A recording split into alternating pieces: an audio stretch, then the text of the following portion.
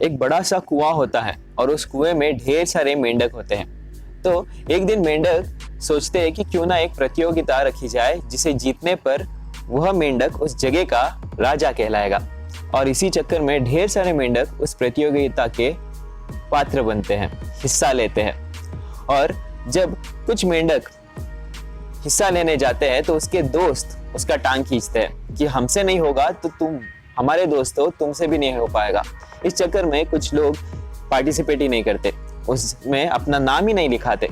कुछ लोग होते हैं जो जाते हैं, नाम लिखा कर आते हैं।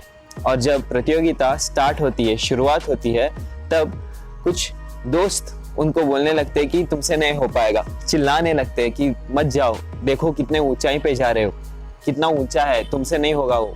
और ये सब सुन कुछ मेंढक हार जाते हैं और प्रतियोगिता के शुरुआत से पहले ही प्रतियोगिता छोड़ जाते हैं।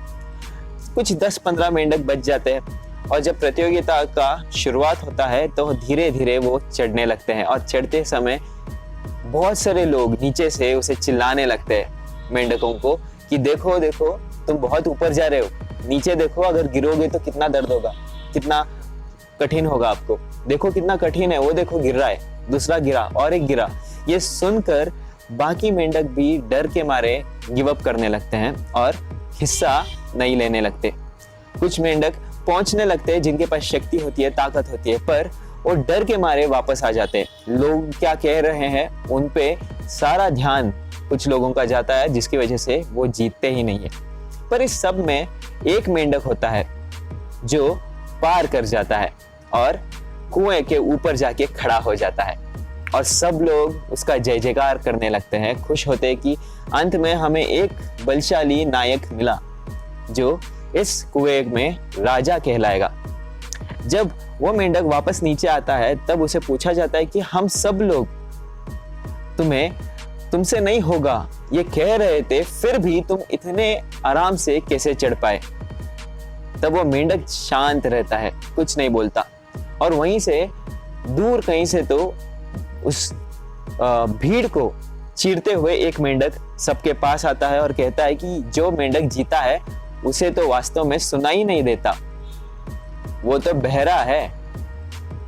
और जब उसका दोस्त उसको उसकी भाषा में समझाता है कि जब हम सब लोग नहीं कह रहे थे फिर भी तुम कैसे जीते, तो वो बहरा मेंढक बोल उठता है कि मुझे लगा जब जब मैं मुड़ के देख रहा था तुम लोग तालियां बजा रहे थे, चिल्ला रहे थे, चीख रहे थे, मुझे तो सुनाई नहीं देता।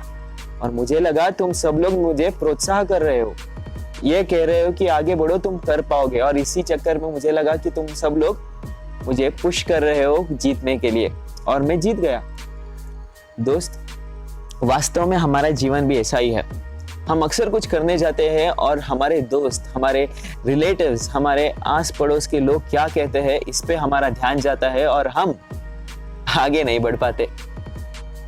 और इसी चक्कर में हमारे सपने सिर्फ सपने हो जाते हैं और हम पार नहीं कर पाते, उसे अचीव नहीं कर पाते। जब भी मन में कुछ ठानो तो सिर्फ अपने मन की सुनो। अगर लोगों की सुनते बैठोगे तो खुद अपने सपनों को कभी जी नहीं पाओगे। तो अगर अपने सपनों को जीना है तो मेंढक की तरह बहरा बनना पड़ेगा। तो मैं हूं दैविक अड़के और आपके जीवन में पॉजिटिविटी लाने आया हूं।